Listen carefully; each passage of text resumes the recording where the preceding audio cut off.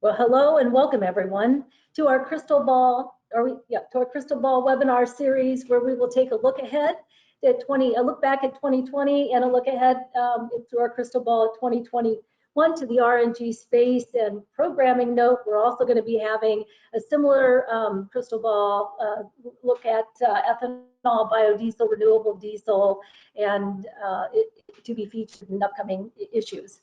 My name is Kathy Macbeth, and I'm the Director of Strategic Development at EcoEngineers. And joining me today are my colleagues, Brad Plima, who's a Senior Engineer and the RNG Line of Business Manager, and Sarah Caswell, a Senior Regulatory Consultant and Policy Expert at EcoEngineers. Carbon is the biggest disruptor of the 21st century, and the world as we know it is changing. EcoEngineers can guide you to make the best decisions as you navigate toward your clean energy goals. Our diverse team of carbon analysts, engineers, scientists, auditors, and regulatory specialists are trusted advisors of the clean energy fuel sectors worldwide.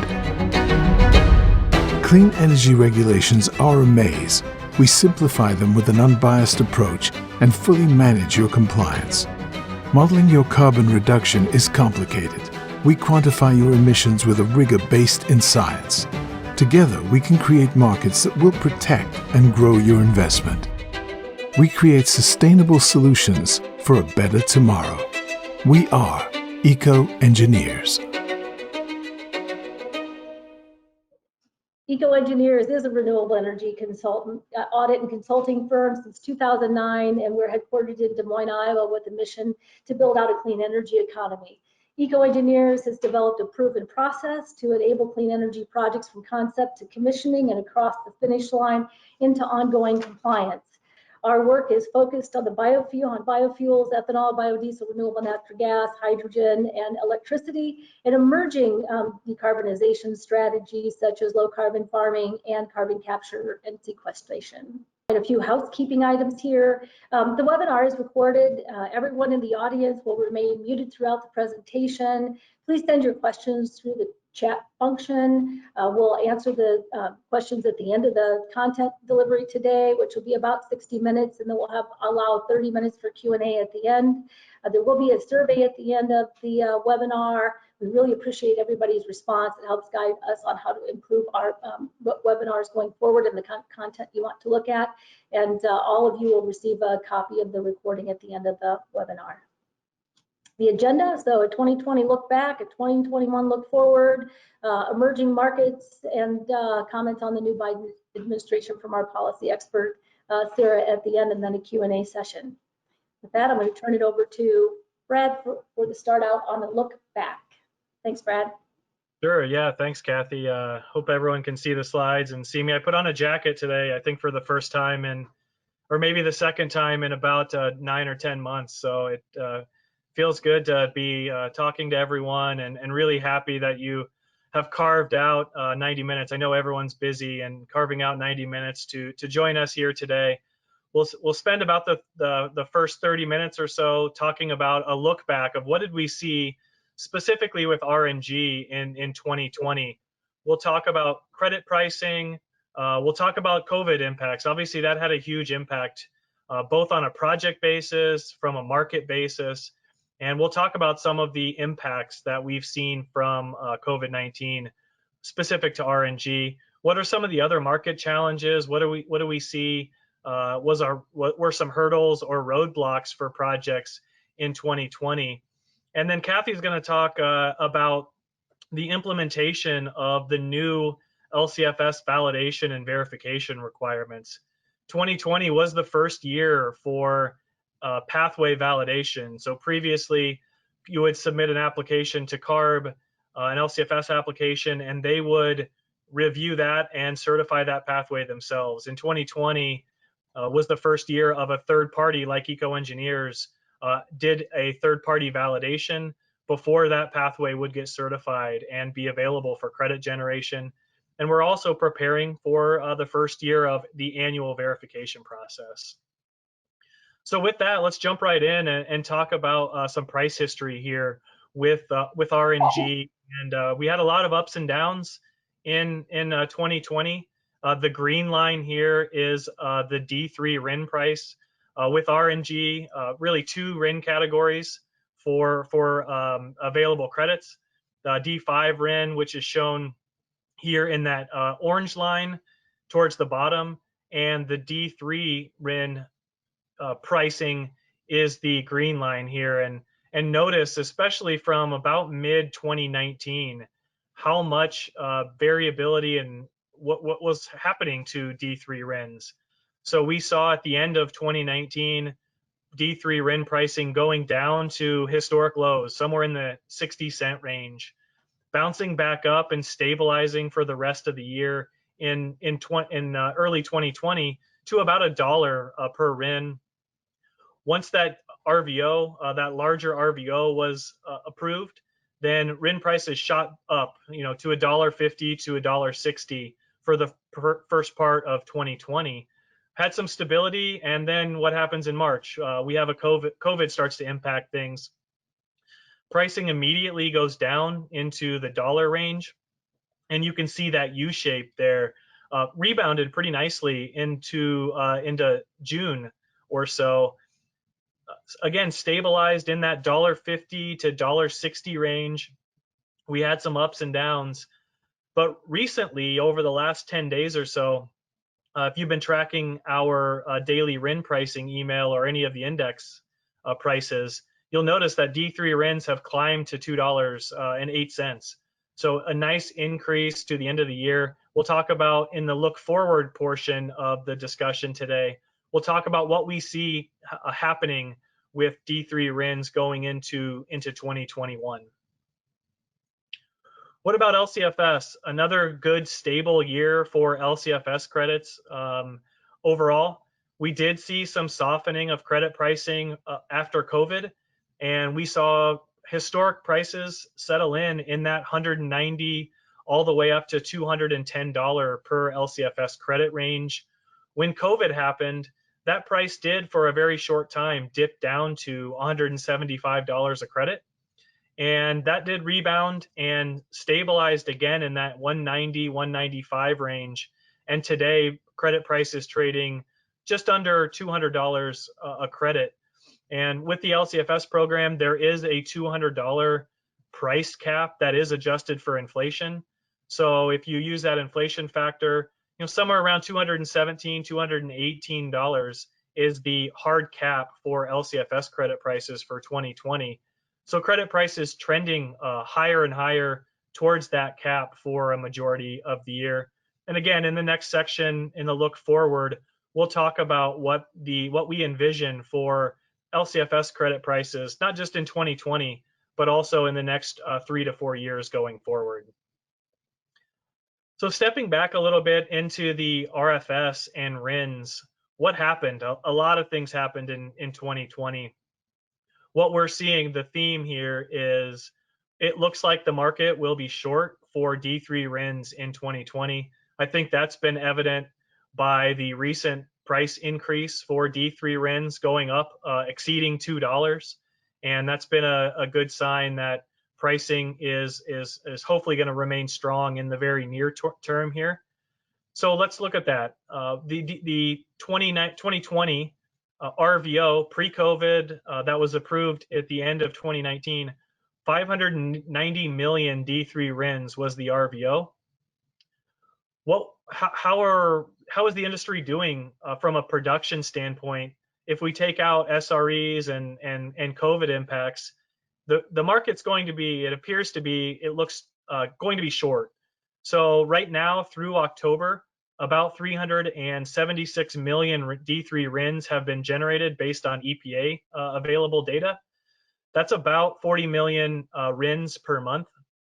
And if you do the math on the 590 million RVO, the industry needs to be at about 49 million D3 RINs per month in order to hit that RVO.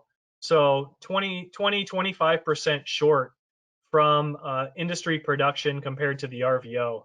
Now, we had COVID that has had a big impact. Historically, we've seen these small refiners exemptions that have also degraded that RVO number. We don't know what the SREs will look like for 2020. I think there's thought that they will be much less, but that is yet to be seen. We don't know that number. Also, there was an oversupply of RINs, D3 RINs, last year. And so those RINs can be carried over, and a portion of those can be used for this year's compliance. And we estimate, somewhere in the 50 million, maybe 40 to 50 million in the RIN bank that can be used. So that also comes off of the true RVO number. And then we have COVID-19 impacts. So if you follow, the actual petroleum consumption, which the RVO is not just a number, that 590 million is just an estimation of how much petroleum is going to be refined. And then a percentage of that is the obligation to comply with the RFS. It's really a percentage of refining that is the true RVO number on an annual basis. And so with a lot of people quarantined, a lot less commuting, there's been a lot less petroleum usage this year in 2020. Diesel usage has actually remained fairly consistent. A lot of goods, heavy duty trucks and goods and services have continued to move, but the gasoline sector has really taken a hit in actual dispensing of fuels throughout the country. Estimates somewhere maybe in the 8 to 10% of the overall market was wiped away due to decreased fuel usage across the country. And so that 590 million gallon RVO is really not the true number. And it's difficult to know exactly where that will be. What will COVID impacts be for the rest of the year? What's that RIN bank really consist of? And then what will happen with these small refinery exemptions that will all chip away at that 590 million gallon number? So even with all of those unknowns, taking that into account, that shortage, that 40 million gallon or 40 million RIN production per month, compared to the 49 million that's really needed to hit the total mark, it really does appear that the market may be short, maybe upwards of 30, 40 million RINs. And I think that's a sign that pricing in the very short term will remain strong for the rest of the year. We also had some issues just with projects coming online, and I'm going to turn it over to Kathy to talk about what EcoEngineers has seen with RNG projects coming online, and then also to get into the LCFS verification and validation work. So Kathy? Yeah, great. Thanks, Brad. You're right. I embedded myself with our LCFS team most of 2020 and certainly had the opportunity to see a lot of what was going on with projects coming online. I mean, even under normal circumstances, projects going into the California LCFS program would have taken longer just due to the implementation of the 3.0 update, not to mention the impacts of the pandemic. And those were the two major influences for slowing down projects. Under the pandemic, we saw things like, well, of course, in Q1 of 2020, most of us were required to mobilize to work from home. Travel was stopped, and RFS and LCFS site visits were delayed and then rescheduled if possible. Workplace restrictions impacted the number of workers at construction sites and across the entire supply chain. We saw technology and equipment for RNG projects stranded at borders, and construction on projects just stopped altogether. So not an easy year for the construction side of the business. And then you have the 3.0 LCFS implementation. At least this was the first year for compliance. And then in the first quarter of its first year, the pandemic hits. And then not only were all of us at home, but CARB staff also had to mobilize to home and reestablish communications and workflow processes. That took a little bit of time. And then everyone was on the learning curve here with guidance coming from CARB in real time often. Some of the pain points or bottlenecks that I think are worth mentioning here were, as a result of the 3.0 update, would be, missing data from the tier 1, tier 2 calculators around the 15-minute inlet flow data requirement.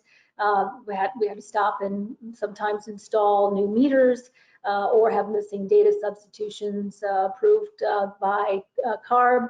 There were wastewater treatment plants that were coming online that needed to redraw utility boundaries and install new utility meters so they could isolate the energy use to improve their CI score. We had project owners who didn't realize they needed to have a compliance monitoring plan available for the verifiers when they showed up for validation of their pathway, manure baseline, lagoon cleanouts, avoided methane credits, intermediaries. Boy, these were all things that slowed down project approval because it was a stop and go with CARB approval and then move forward. And then to some extent, maybe lesser, just the extra coordination required around a new provision called a joint application that allows the producer and the dispenser or credit generator to apply jointly but separately, each being responsible for their own input of the CI, the production versus the credit generation, where we were collecting data from two separate entities depending on their role in the transaction, assembling a 3.0 calculator to get a composite score, taking those back apart, submitting them up to the individual or respective AFPs, accounts to CARB, receives them, does a data check, puts them together, composite score, takes them back apart, and then approves the pathway. With all that being said, I see good news and a smoother road ahead in 2021. We all are up the learning curve here, and I think some of the takeaways to share with producers or those of you who are bringing projects online, know what you need to do, be preemptive, educate yourself around these new regulatory requirements, especially validation and verification. And here was just an overview of some of the key features of the new LCFS 3.0 program. Of course, the calculator had the 3.0 update, so there were updates done to the calculator, and some of those were beneficial, especially if you're in the ethanol industry, to gaining lower CI scores. And the establishment of pathway validation and verification requirements that are mandatory for all producers that was effective January 4th, 2019. All 3.0 pathway applications are to be validated by an accredited third-party verifier or verification body, which became effective in January 1st, 2020. A few comments around that. Once you have submitted your pathway verification, I mean, there was more to do than just coming under the validation requirements that also caused producers to have to contract with the verification body, for the verifier to have to do a conflict of interest assessment and a notice of validation services to be approved by the executive officer at CARB. The producer needs to develop a compliance monitoring plan, and then in the AFP select a verification body. The verifier conducts a site visit. Again, those site visits were stalled out because of travel restrictions, and so this required at least us to pivot at that point in time and develop protocols for virtual site visits, which were approved, and we were able to keep moving. And then the validation site visit, once that's completed and the validation statement report is submitted to CARB, the pathway, if it's a tier 1, is deemed complete. And if it's a tier 2, then it's reviewed by CARB. It goes out for a 10-day public comment period, and then they deem it complete. So the validation is a one-time requirement under this new program, and then your pathway enrolls or qualifies then for the verification program. All 3.0 pathways are subject to annual and or quarterly verification, and it's a similar process as the validation. You have to contract with the verification body. We'll have to update the conflict of interest and the notice of validation services. We'll need your compliance monitoring program, and then the verification can be conducted. The verification is on two key pieces of the verification requirements, one being the annual fuel transaction report. This is not new. You've been doing quarterly fuel transaction reports and submitting them to the LRT. Now there's just an annual look back and verification of all those 4 quarters of reports referred to as the annual fuel transaction verification. And then there's the annual fuel pathway report. This is new. a new requirement. So the annual fuel pathway report is around your operating conditions, or really around the production processes that lead to your carbon intensity score. So what this means is if you have a 3.0 pathway that was validated at some point in 2020, you're going to need to take your calculator and update it from the point of deemed complete by validation to the end of this year, 12/31/2020. And you'll need to submit that to CARB through your AFP by March 31st, 2021, and every year thereafter, because that is indeed what the verifier will be verifying. The verifier, once notified that they've been selected as a verification body, and EcoEngineers is an accredited verification body with 17 verifiers on staff. We will download the calculator. We will make a request to you for your compliance monitoring plan, do the COI and NOVS. We'll conduct a verification planning meeting and then a site visit, and then submit the verification report to CARB, which must be submitted by August 31st, 2021. And all of the verification activities take place between April 1st and August 31st of every year. And every year hereafter. So that's a very high level overview. There's a lot to wrap your arms around with this validation and verification. So again, start early, educate yourself. Just as an overview for the timeline on how the program came together. Really, just some background here before time begins on this slide.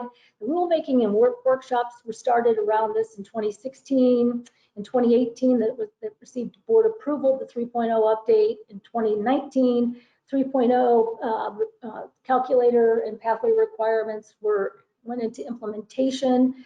During that first year, CARB did do all of the validation of the pathways while they were allowing time for verifiers to come through training and receive their accreditation, which that has happened. And then which is the most significant piece, I'm sure, of this regulations, that they are actually outsourcing the validation and then establishing a verification program going forward that will be administered by third-party providers, and EcoEngineers is one, and you can find a full list of those providers on the CARB website.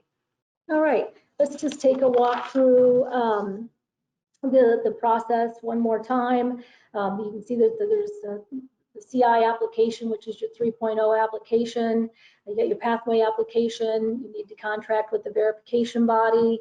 You should at this point be also working on your compliance monitoring plan. The application gets submitted, the verification body gets notified, the validation, the activities take place. Once the validation activities are completed, if it's if it's a tier 1, then the CI is complete, or the validation is complete or deemed complete upon submission of the validation statement, which needs to happen within 6 months of your pathway application submission. So you need to be monitoring your timeline. So then once you have the deemed complete, you're going to be, they're going to be the typical quarterly reporting of your fuel transactions or your dispensing and credit deficit generation that's going to be occurring. Credits will be issued, and then there'll be more reporting around your annual CI, which is actually, again, the annual fuel transaction report and the annual fuel pathway report, all due again by August 31st of 2021 in its first year. This is a nice summary, again, of what this reporting schedule looks like from the producer perspective. Your quarterly fuel transaction reporting is due on the dates that are listed under frequency of submittal. And then you can see the 2 new key pieces here, which is the annual fuel pathway report. And again, that's just the updating of your tier 1 or tier 2 calculator with a complete set of data for the year of 2020 through to 12/31/2020, and due to CARB by March 31st, 2021 for its first year, and then the annual verification report.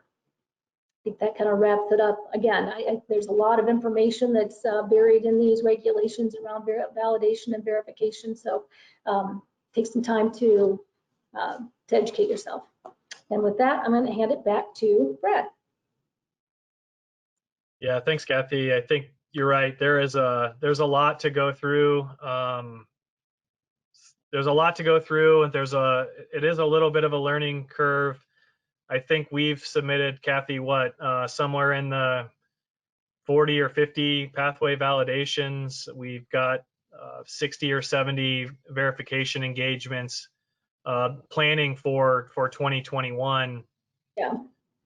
Yeah, I'd say we've done at least that many. I think I was involved directly with 30 to 40, and then that was just, and there were others. So, yeah. Yeah, I think I would definitely build on Kathy's recommendation of start that planning process early. Give us an email, give us a shout, and we can start to help you understand what that process is and all of the various components. But I think that compliance monitoring plan is one that has stuck out to me. That is, if you haven't looked at the regulations around that, there is some work to do, and that's a different requirement. The rest is a lot of interfacing with verification bodies like us, and then getting your pathway application. And Brad, if you have a tier 2 pathway, I mean, there may be a lot of interfacing, as you know, with CARB, because especially if it's a manure-based pathway, there's still a lot of developing guidance there. And I think there was just some guidance on lagoon cleanouts not too long ago. So that program is still pretty dynamic. To give you some idea of most of these pathways from submission to, validation deemed complete, anywhere from 6 to 9 months.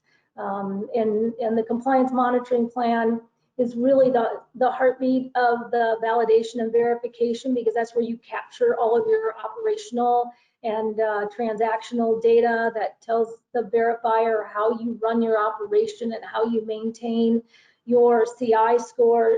So it needs to be a living document, and the more detailed, the better documented it is, probably the smoother your validation and your verification is going to go. Yeah, that's a good point. I think we could probably talk about compliance monitoring plans for 90 minutes. But if anyone has any specific questions, feel free to use the chat, question them, chat them in. We'll talk more about what those may look like in the last 20, 30 minutes of the Q&A session. But for now, let's take a look. That's a look back of 2020, what happened, a recap of specific to RNG from pricing. Let's look at what's 2021 look like. And I think this is where we'll pull out our crystal ball and see what's going on. We still have lingering COVID impacts, but there was a little bit of an election in November that maybe has shake some things up around a complete change out of the EPA administer, and also just a general switch towards climate change, lower carbon. And Sarah is really going to talk about that at the end of the webinar, of what we see from an administration change coming up here in the next 30 days. So let's look at 2021 pricing around the RFS. There's a lot of unknowns here. I think the big one is, normally in a normal year, the 2021 proposed RVO, the draft RVO would have came out in June and would have been released for public comment. And then usually around this time, late November, early December, the finalized RVO for 2021 would have been published. And none of that happened. The draft didn't come out in June. Obviously, there was no finalization. There were some rumors that maybe the draft coming out would have been in the 600 millions for the D3 category.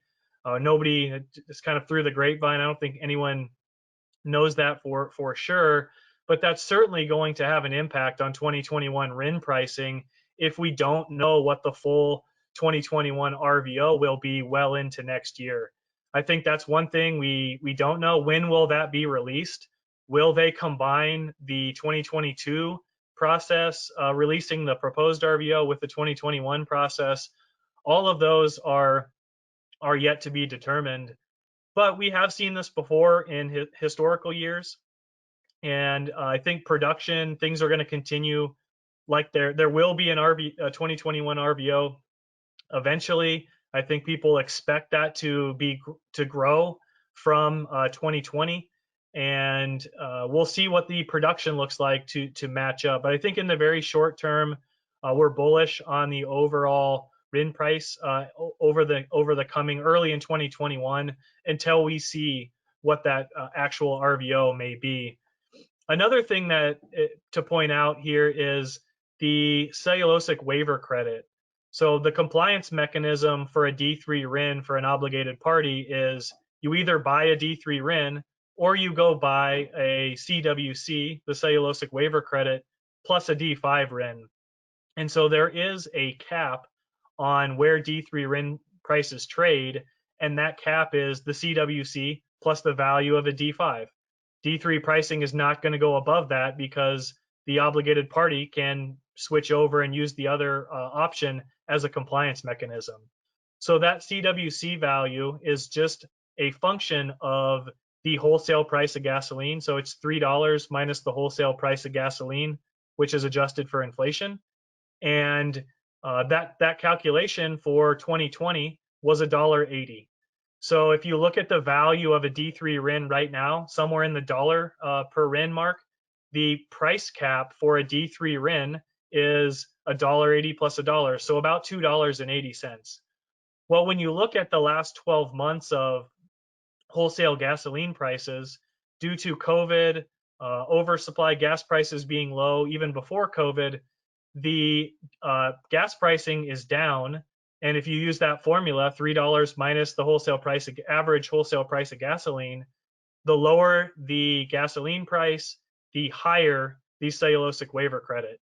And so what we're seeing is somewhere in the $2.30, $2.35 range for the 2021 CWC. That's a 50 cent increase over where things were in 2020. So let's say D5 RIN prices stay at $1 in early 2021. Now the price cap for a D3 RIN is $3.30, $3.35, somewhere in that range. So the ceiling for D3 RIN prices appears like it will increase in early 2021. We'll see if market and trading prices go along with that. But that's another reason for some optimism around RIN pricing in 2021. There's also rumors that there will be a lower amount of the SREs, the small refiner exemptions, issued for this year and for next year. We don't know if that will actually be implemented with the administration change. I think there's hope that there will be less waivers administered and issued, and that will also keep a very high 2021 RVO. So all of that said, I think we'll wait and see where things go with the RVO, but an overall positive outlook from us, certainly in the early parts of 2021 on the RFS and on the RIN side. Switching over to what's the LCFS look like? A lot of projects, especially manure-based ultra-low CI projects, a large majority of the value, maybe upwards of 75% of a project's value comes from the LCFS program. And so what do we see for the next year or so? I think in the very short term, we expect credit pricing to remain strong. But as an exercise, we're working with many fuel types, not just RNG, but we work a lot in renewable diesel, renewable hydrogen, electricity, ethanol, biodiesel. And so I think we have a decent visual into the LCFS as a whole. And so we got to talking internally, and we put all of our teams and all of our heads together with the various fuel types and took a look at that expertise and that knowledge of projects, what's coming online for each of these fuel types over the next 3 years, 4 years. So we put all of that together, and we're in the final touches. We're putting the finishing polish on a draft of an LCFS forward-looking policy. Basically, how is the LCFS program working, and what does that look like for various producers that are going to rely on the value of LCFS credits going forward? So we're taking a look at that both from the deficit side and the credit generation side. We hope to release this report in late 2020 still, But I think the data, we have a good handle on the data, and be on the lookout. We'll certainly be advertising what this policy analysis results will be. So just a couple of highlights from that, a sneak peek of the themes of this report, especially as it relates to RNG. We took a look at and varied. We know ethanol, biodiesel, those are established markets, and we can project some small amounts of growth, but there isn't, those industries are not growing exponentially like renewable diesel, like RNG, like biogas to electricity and electric vehicle projects. So we really focused in on those three fuel types to take a look at what if all of these new projects come online. I think if we look at each one of these in a vacuum, there's a lot of people that know the RD market very well. A lot of people here on this webinar know the RNG markets very well, looking at electricity and looking at hydrogen. But a lot of people are specific to those industries. And those industries. So what we tried to do is we took a look at aggregating those together and made some projections, both from the deficit side and the credit generation side. And we did that in three different ways. Here's a trend line before we jump into the three ways. Here's a trend line of RNG that we see being dispensed, both as bio-CNG in the lighter color and total CNG, LNG credits in the darker color. So CNG dispensing, whether that's RNG or just fossil-based sources, has increased year over year since in the life of the program. We do expect that to continue to improve slightly. So looking over here, let's take a look at, we looked at three scenarios, a low scenario and a high scenario. So really to set the goalpost of the outlook. So what we tried to do is, let's look out to 2024. It's very difficult to project out to 2029, 2030, really the edges of where the program currently stands. But I think we do have some immediate visibility in to 2021, 22, and 23. So we used 2024 as our initial outlook because we felt we had better access to data and some analysis. So we looked at a low scenario, and what we did is we assumed about 900 billion gallons of renewable diesel supply coming online. I believe there's about 600 million currently. So that's an increase of a 50% increase in RD supply coming into the market. We know there's a lot of dairy and low CI manure-based projects that are coming online. So what we looked at is 30 to 40 pathways coming online over the next 3 years, about 125 new ultra low CI pathways. And we made an assumption that the average CI would be in the negative 150 range. So that encompasses some lower, maybe deep pit hog farms, maybe some anaerobic digesters that process food waste that have negative 80, negative 90. Those could also be lumped in there. And then we've all seen the approved pathways on the dairy side and the swine side that have the negative 3, negative 400 CI scores. So those are the assumptions that we made. We also took a look and assumed that about 3 million metric tons of credits would come from electric vehicles. And that would be either from wind or solar, zero CI sources, or from low CI sources like dairy biogas, hog manure biogas. And so when we take a look at those three major factors, and we held a slight amount of growth in ethanol and renewable and biodiesel, we looked at about a net even of credit generation and deficit generation. So you can see right now in 2020, 2018, 2019, 2020, pretty significant net deficits being generated. So there was more deficits than there were credits in the market, and that really explains why there was a significant increase in the credit price. What we see is that gap shrinking and getting pretty close to the net even, maybe even a slight oversupply of credits into the market in 2024. So what this tells us is we think in this low scenario, credit prices will likely remain very strong in this scenario. And then we may start to see a little bit of softening in the market in 2024. But again, that really is dependent on all of these things happening: the 900 million gallons of RD and the 125 pathways, and a continued expansion of electricity. So what we look at? Let's swing it the other way. Well, let's just say all of these projects are funneling to California. 2.1 billion gallons of renewable diesel supply comes into the market.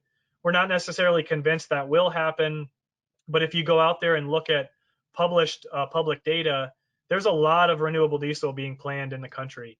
And so what we wanted to look at is, what if all of that came to California? Again, maybe not very likely from a likelihood scenario, but we did want to look at what that credit generation was.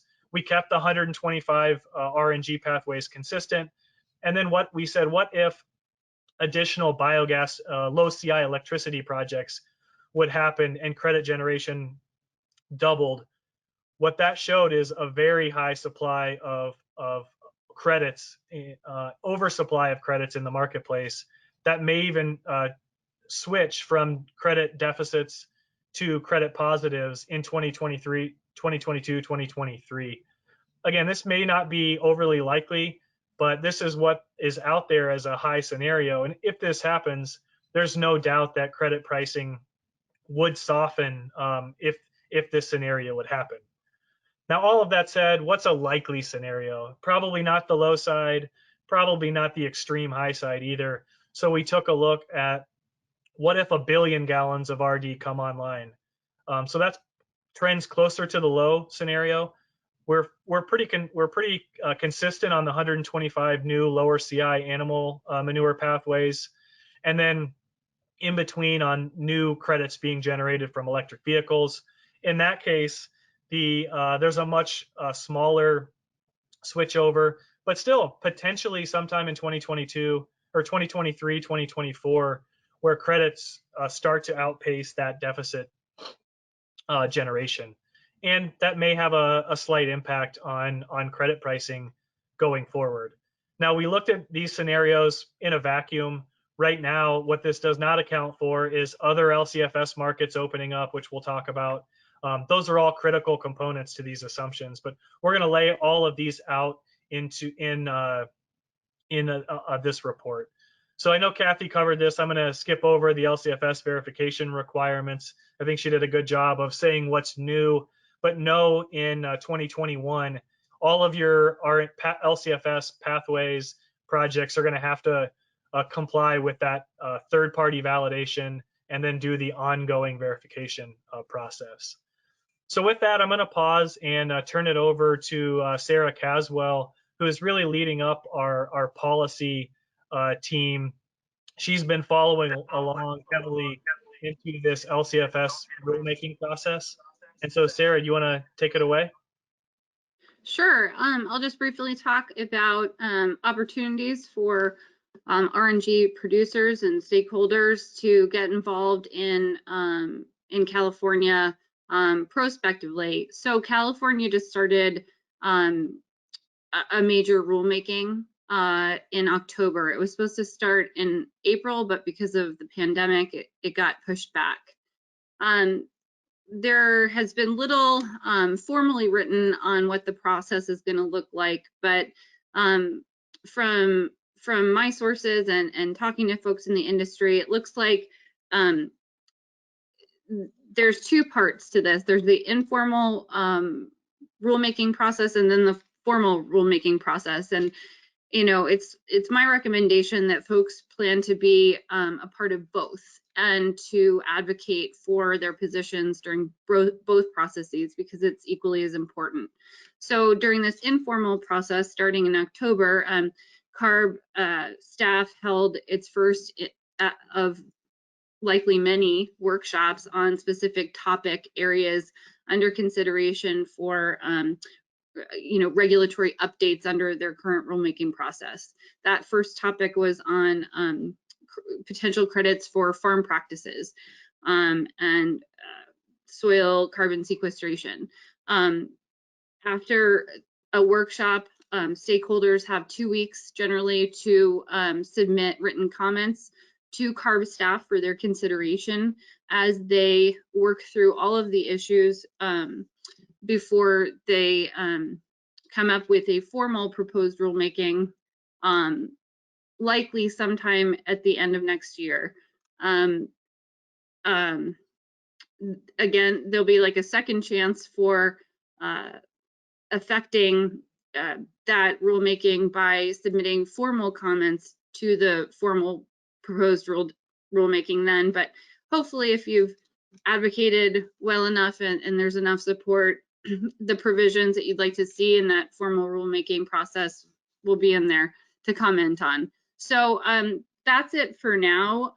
But I highly recommend that anyone who is a stakeholder in the RNG space get onto CARB's website, and they have email updates that they send out on the LCFS and any developments. And that's how you'll hear about any workshops related to RNG or other areas of interest to you. Great. Yeah, thanks, Sarah. I think one thing there is to point out is from an RNG perspective, the lagoon cleanout process may get simplified through this rulemaking process. I know many people, the RNG Coalition, there's been some other people, a group of stakeholders talking about that. I think CARB did release some guidance on that recently. Hopefully there's a more streamlined and simplified process for lagoon cleanouts that could be part of that, but that may not be fully implemented, like Sarah said, until January of 2023 or so. So that's a look back or a look forward to 2021. Let's talk a little bit what's next for RNG just in general. What are some of the emerging trends that we've seen really picking up steam? It's been an interesting year, at least from my perspective, for RNG, where the evolution of voluntary markets, a couple of years ago, getting an RNG project put together, it was almost always, focused on RINs and LCFS credits. Now with the competition in California and RIN prices being variable, we've seen a lot of projects going to these fixed price or voluntary markets, a lot of municipalities, utilities, industries getting involved in those RNG purchases, which has been great to talk about and which has been great to see as well. The other thing we've really seen is electricity and hydrogen. So taking RNG, biogas to electricity, or RNG to hydrogen has really come on with the new rulemaking that Kathy mentioned that was adopted in beginning of 2019. So let's take a look at both of those and how does it apply to RNG and biogas. The benefit of both of these is being able to use book and claim accounting for those. We'll talk about on the electricity side, the location matters. So you really need to be in the WEC region in order to take advantage of book and claim biogas to electricity. And that WEC region are those salmon colored states on the West Coast. So you can see there in the map, if you have a project in any of those areas, and maybe you have pipeline issues that are far away, they're expensive, the interconnects are expensive, completing or looking at analyzing a biogas to electricity pathway may be an option for you. And then still taking advantage of those LCFS credits through charging of electric vehicles. There is no RIN, there's no e-RIN right now, but that's also something I know the American Biogas Council has been working on pretty significantly over the last couple of years. And I think who knows where that will go. I think an administration change will maybe refresh and bring to the top the e-RIN possibility. But if that would happen, that would be a big advantage for biogas to electricity projects as well. But for now, when those are focused on the LCFS, you do need to be in that WEC region. But hydrogen is another option. So doing RNG to hydrogen production, whether that's hydrogen is being used as at a refinery to lower the carbon intensity of diesel or petroleum-based fuels, or if you're using hydrogen fueling in California, the process is similar, that it's open to anyone that's connected to the pipeline, the natural gas grid, and you can use book and claim for hydrogen production. Again, the RIN is not available for hydrogen used as transportation fuel, but with the value of the LCFS credit and the stability, the 10-year stability at a minimum that we see into the LCFS, our RNG to hydrogen projects are something that really are starting to take off there. Both of those would be tier 2 pathway applications. With that, we see a lot of other emerging markets. I'm going to have Kathy come back on and talk about what our experience is and with some of these emerging markets and new LCFS states and other markets for RNG. So Kathy? Yeah, no, thanks, Brad. You know, I really think that the more interesting story here in 2021 around emerging markets was, quite frankly, not at the state level. The states were distracted with the pandemic, and just not a lot got done around low carbon or climate change. Now, that's not to say that nothing got not done, because there's plenty of activity. And if you know, to get a full download of the activity, the RNG Coalition on their website post a 2020 legislative action listing, which is a state-by-state guide or download of all of what did happen. But nothing was promulgated, and really what I think, when I look at 2020, what I found very interesting that is maybe a bigger peek into the future around how low carbon, decarbonization, zero carbon is going to move forward has to do more with corporate America at this point, quite frankly. At the top of the year, we had BP, Shell, and Chevron all announced carbon reduction goals, and BP and Shell zero carbon goals by 2050 across scope 1, 2, and 3 emissions, and they're summing that up as into joining the energy transition. We saw similar activity occurring in the gas utility industry. Again, at the start of the year, Berkshire Hathaway acquired the Dominion gas pipe assets for $10 billion, and Dominion, together with Smithfield Foods, committed $650 million and $250 million, respectively, to RNG projects. We saw UGI out of Pennsylvania acquire GHI, a gas marketer with RNG assets. Northwest Natural out of Portland had a tariff approved that allowed them to offer RNG to customers and to be able to invest in projects. Constellation Energy, a subsidiary of Exelon, established an RNG team so they could acquire offtake and do trade transactions, and they are onboarding new staff. And gas utility companies all across the U.S. are joining the energy transition as part of their decarbonization strategies. So that we will see a lot more of that in the years ahead. There was a recent announcement on Vanguard Renewables partnering with iconic brands like Unilever and Starbucks and the Dairy Farmers of America to form the Farm Powered Strategic Alliance, where they will be working to repurpose food waste and dairy waste to contribute to carbon reduction goals of those iconic brands.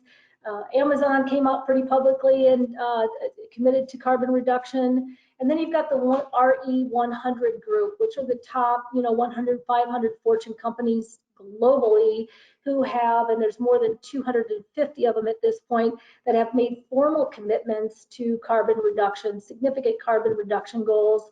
And to be part of that group, you can go on their website, you can see who they are, what their carbon reduction commitments are, what the timeline is they're on. It's pretty amazing. So eventually one would hope that the policy and the politics will catch up with what corporate America is doing. And this is, and it's hard to say what might happen around emerging regulations at even the state or federal levels with the new administration coming on board. And I think this is probably a good time to turn this over to Sarah and let her give us her policy perspective on what the new Biden administration is going to bring to low carbon. Sarah?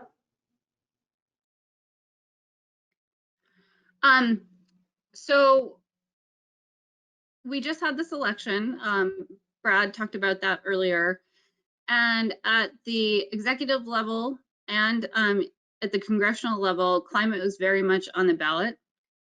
And there's going to be likely a strong focus on climate next year and over the next 4 years. President-elect Biden committed to issuing an executive order on his first day in office to rejoin the Paris Climate Accord, with the goal of the US being carbon neutral by 2050. It's going to take a lot of work at the executive level among all the agencies and with Congress to achieve that through public policy.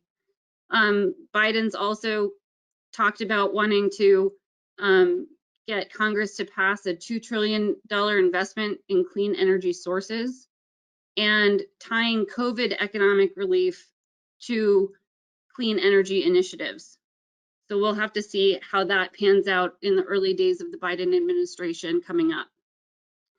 He also created a new cabinet level position, naming Secretary of State John Kerry as his new climate envoy.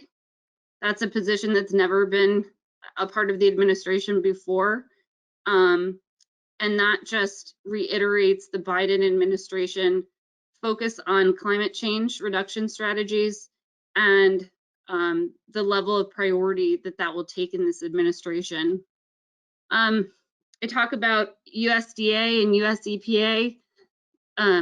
You know, we'll have to see how all of the agency nominations pan out and what the Senate makeup looks like and whether or not they all make it through Senate confirmation. But right now, President-elect Biden has nominated a former USDA Secretary Vilsack to take his old position back as the head of that agency.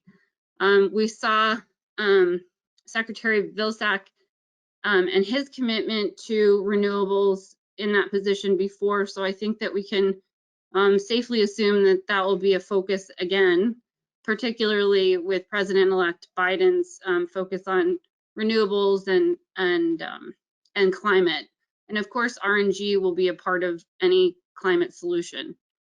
US EPA, President-elect Biden has still yet to nominate the new administrator for the EPA.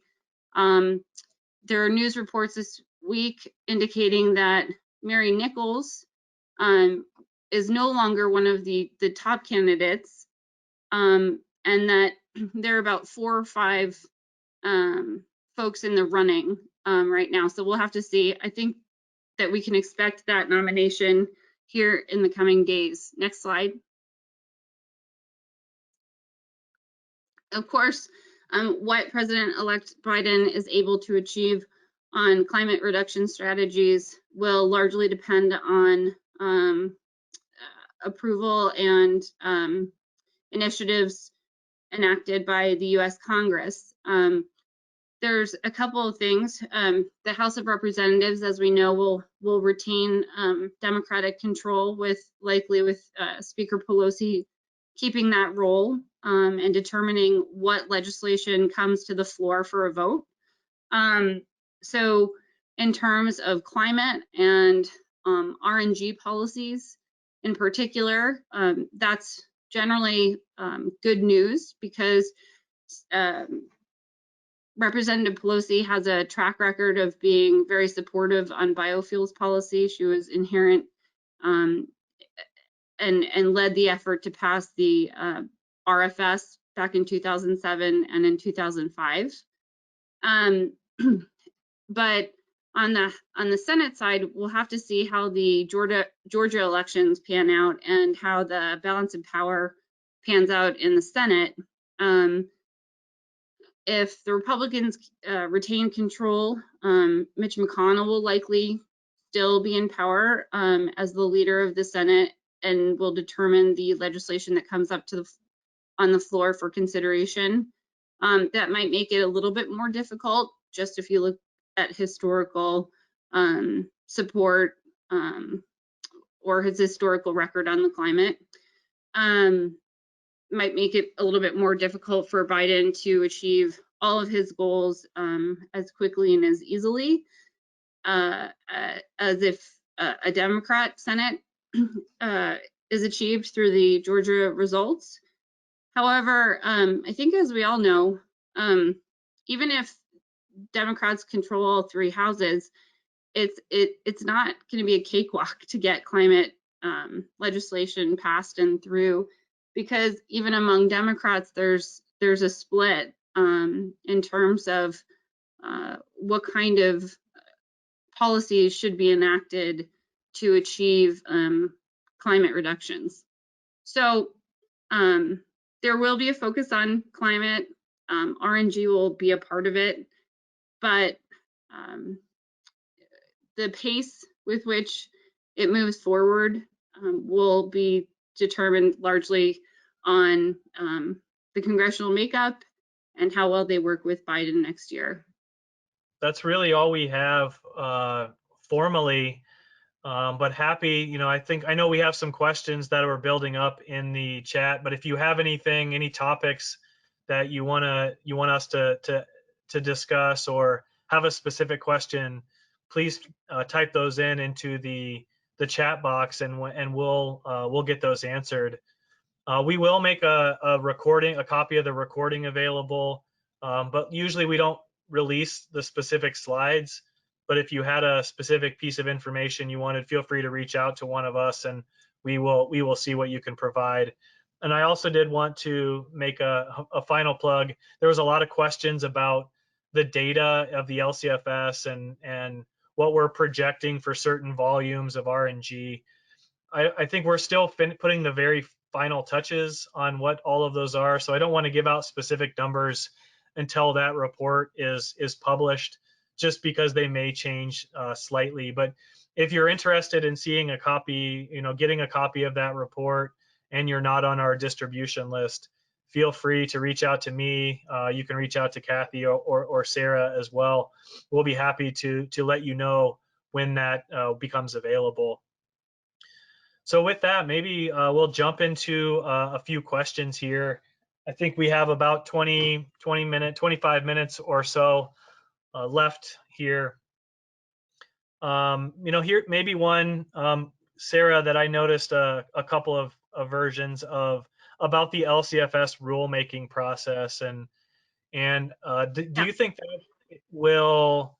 It's a little bit longer of a process, with COVID. I think maybe we were hearing earlier in April, maybe that would be a 2022 implementation.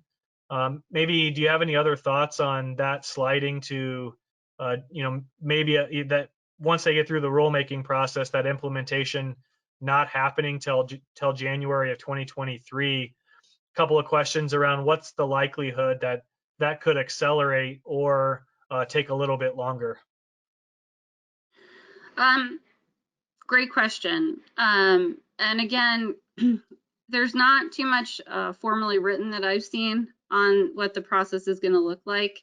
CARB, from my experience and from what I've seen so far, tends to announce workshops sort of when they're going to happen, and not sort of announce a comprehensive schedule of workshops and timelines, at least not that I've seen.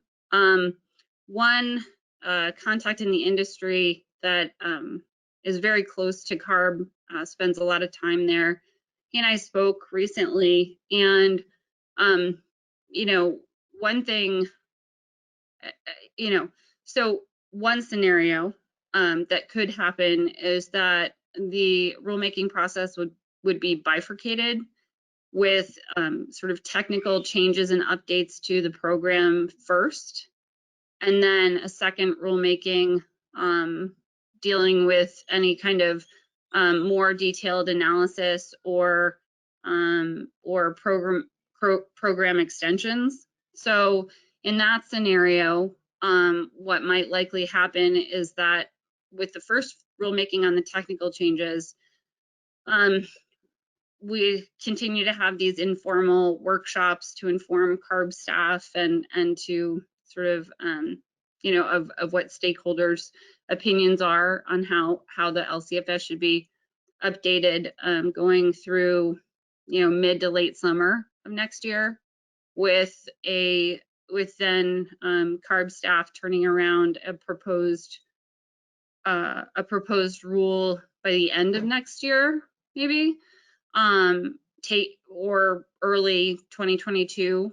And that would, of course, follow a formal comment process, with the implementation happening on January 1st, 2023. Then with a second rulemaking, the informal process, the workshops and whatnot, followed by the informal comments, happening from late summer 2022 through spring-ish 2023, with the formal proposed rule sometime mid to late 2023, and formal comments being taken in 2024 sometime, with that implementation not happening until January 1st, 2025. And that second rulemaking, again, would be on any kind of program extension or anything requiring sort of a detailed analysis under administrative law. That's the best answer I can give in terms of a crystal ball, but I'm not CARB. So. No, I think that's good color commentary around that.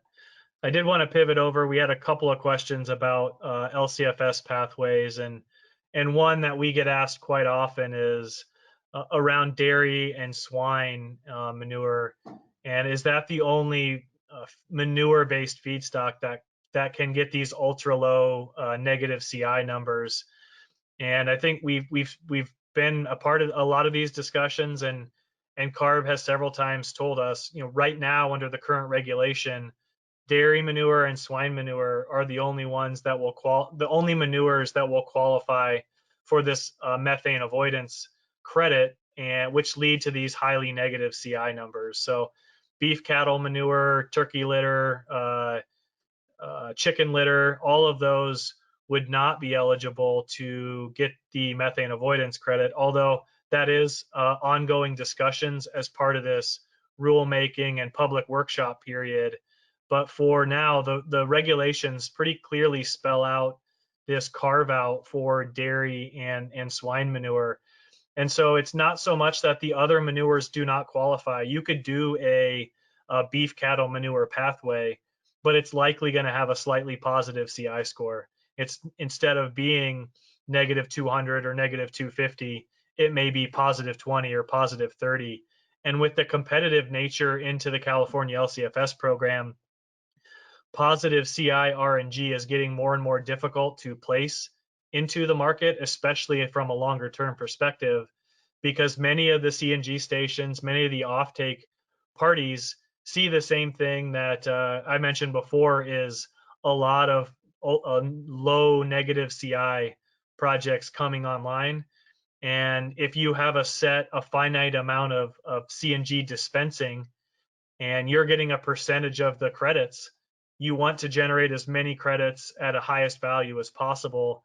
And these ultra low CI projects will do that at a much, much bigger rate. So if you look at a dairy RNG, a highly negative dairy RNG project, and compare it to a landfill gas project, you may generate 7 or 8 times as many LCFS credits for the same unit, for the same MMBTU of RNG that's produced.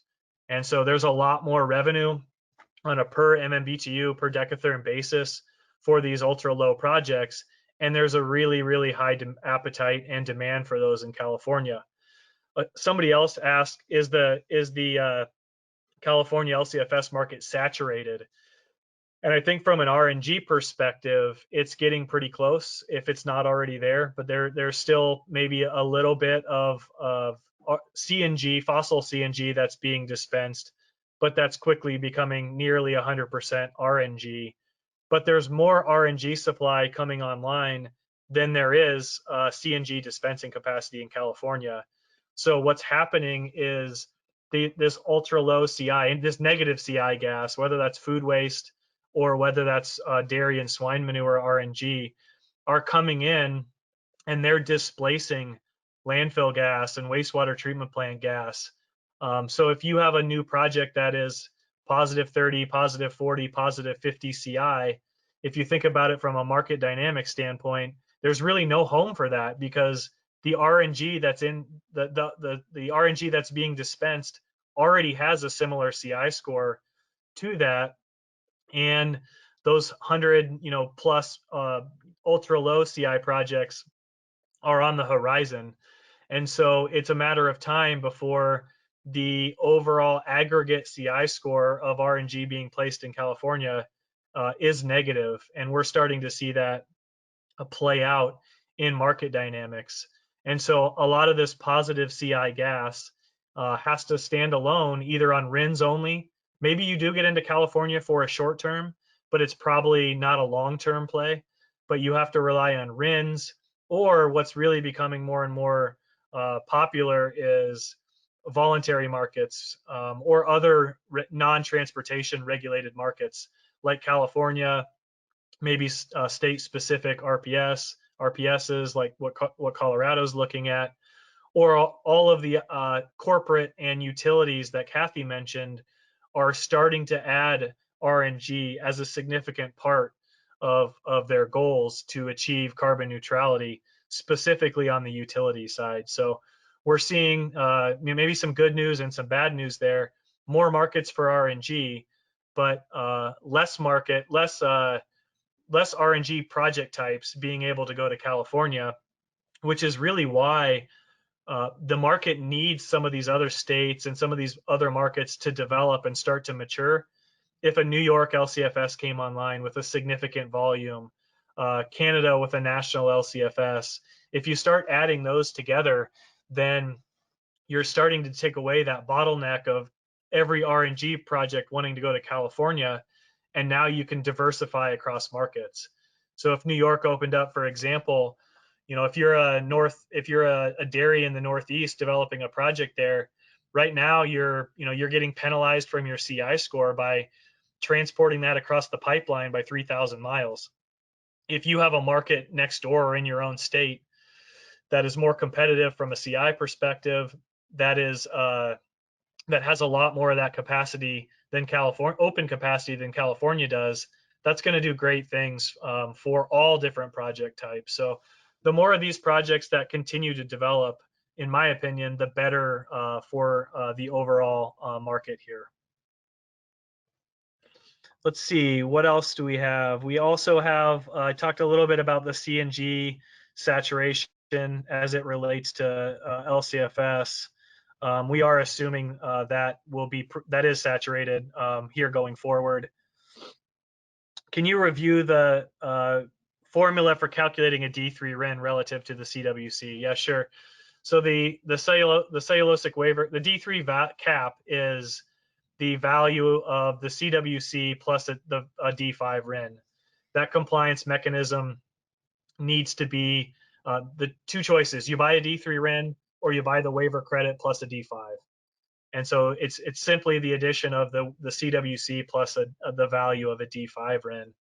Conversely, the value of a D3 RIN will not go below a D5 because of the nesting feature of a D3 RIN. So you really have that potential band between a D5 RIN and the cap of the CWC plus a D5 RIN. Maybe Sarah, here's one that you could maybe touch on too, based on some of your discussions and policy analysis. Any potential for an RFS pathway for renewable hydrogen anytime soon? Do you think that's on the radar at all? Good question. The answer is I don't know, but I think that with a Biden administration coming in, it's more likely to happen next year or the year after. So it could happen. I wish that I could give more flavor to my answer, but as of right now, that's about it. That's about all I know. Do you think it's fair to say, Sarah, that the new administration will probably be much more receptive to newer technologies and new pathways for renewable fuels compared to the previous. I think that's probably not going too far out on a limb, right? I don't think so. Yeah. My experience in with one technology since 2017, and I know that this is true across other technologies as well, is that the current administration has not encouraged growth of new renewable fuels through the administration of the RFS, sort of in general. Some have gone through, of course, but it's been very difficult, more difficult than many in industry would have liked to experience. So I think that the new administration will come in and have the perspective of wanting to encourage and see the growth of RFS qualifying fuels, new fuels, going forward, because of course the minimum greenhouse gas reductions that would have to be achieved to be qualified fuels under the RFS would be 20% greenhouse gas reductions, then 50 and 60 with cellulosic fuels. And so, any new renewable fuel projects that are produced and that are allowed to come online will necessarily then be contributing to climate change reduction goals. So. Yeah, I think that's good. Sarah, couple other questions we had around RFS, post 2022. I know you touched on that in yours, and another question on, RFS reform. So maybe I'd ask you again. I know we're all just kind of guessing and assuming and playing the what if game, but do you see the appetite for more of an overall reform, or will the same RVO setting process continue, past 2022, like everyone, like what would happen right now? Do you see any major shifts there, based on what you've heard and what who you've talked to? Yeah, I think there's two parts of that question, right? As everybody in this call knows, that after 2022, the EPA administrator has the authority and discretion to set the RVOs going forward, without the statutory targets, included in the RFS statute. And so I think that if nothing else changed, if there were no other laws passed to either replace that or enhance it, I think we can see sort of the more of the same, right? Sort of along the same lines. Again, under a new Biden administration, encouraging new renewable fuel volumes that of course meet the requirements of the RFS, but to encourage that those new renewable fuel volumes coming online that will displace dirtier fuels. But there's a lot of talk.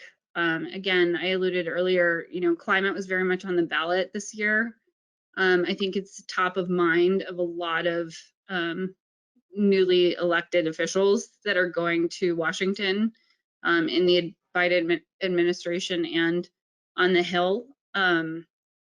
There's talk in the industry and sort of there's a lot of talk about, what does that mean for next year or going forward? We could see, in some circles would like to see a comprehensive energy bill that includes climate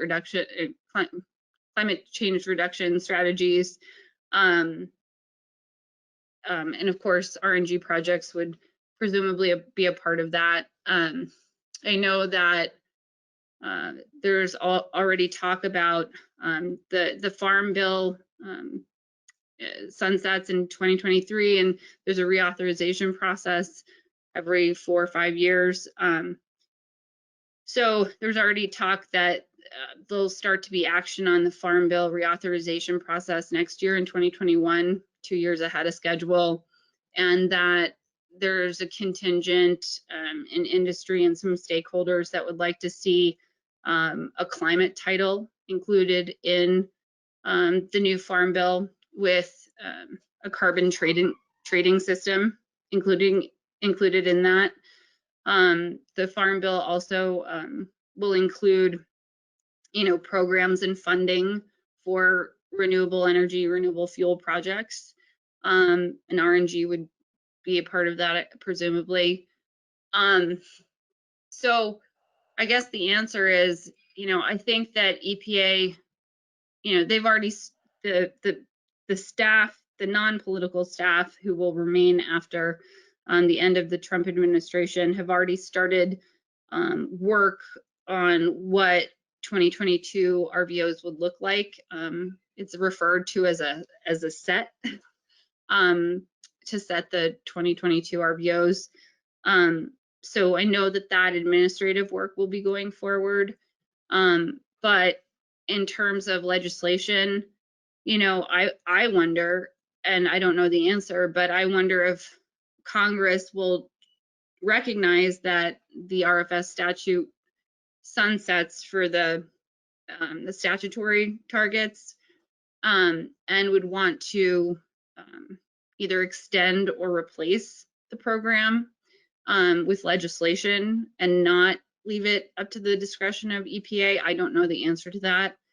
And then if they did that, right, we're in a different place than we were in 2007. And there's a lot of support for climate change legislation and regulating not only transportation fuels, but stationary sources as well. So would such legislation just deal with transportation fuels, or would it be more comprehensive to deal with emissions from other sources other than transportation fuels?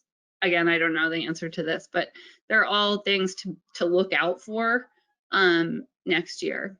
And the last thing I'll say is that, it's my prediction, just having worked on the Hill and in Washington on biofuels policy for over 10 years, I think there's more of a chance that comprehensive energy legislation will pass, or climate legislation will pass under a Biden administration again. And we'll just have to see, and particularly what the Senate looks like and who the leader will be in terms of which legislation gets brought up and how comprehensive that legislation would be. Yeah, I think that's good. We'll have to see. You never really know until you know who the administrator is, and see what Congress make up and all the things that you talked about. I know we have time just for a couple more questions. I wanted to touch base. I know several people asked non-RNG questions about ethanol and biodiesel and maybe carbon capture sequestration. We'll follow up with you on those. We have a list, and we'll capture a list of questions and we'll get back to you. But I didn't want you to think we are ignoring it, but we did want to focus more on RNG.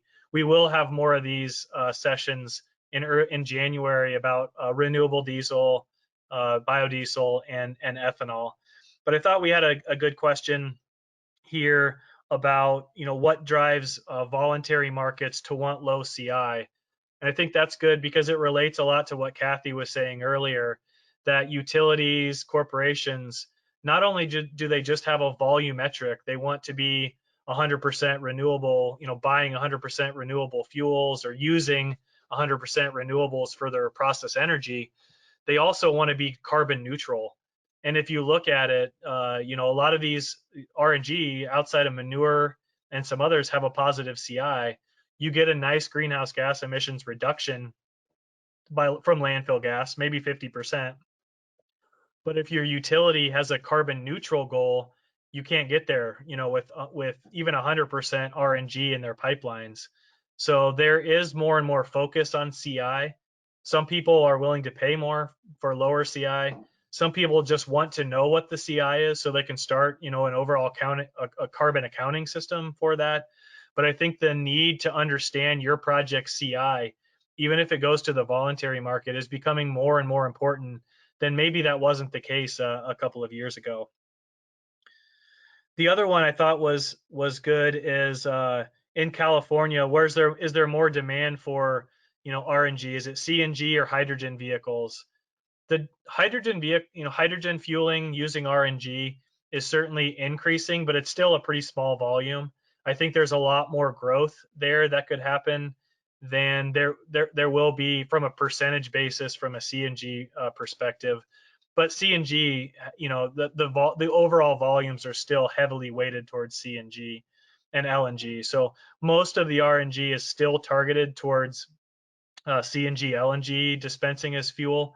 But we are starting to see more and more analysis and thinking about, and pathways, if you go to CARB's website, RNG to hydrogen, biogas to electricity. And one thing I didn't mention on the slide about electricity is that also really needs to be negative CI electricity in order for there to be a significant appetite into California. What we've seen is there's a lookup table value for wind and solar usage, and you can use book and claim wind and solar for electric vehicle charging and credit generation.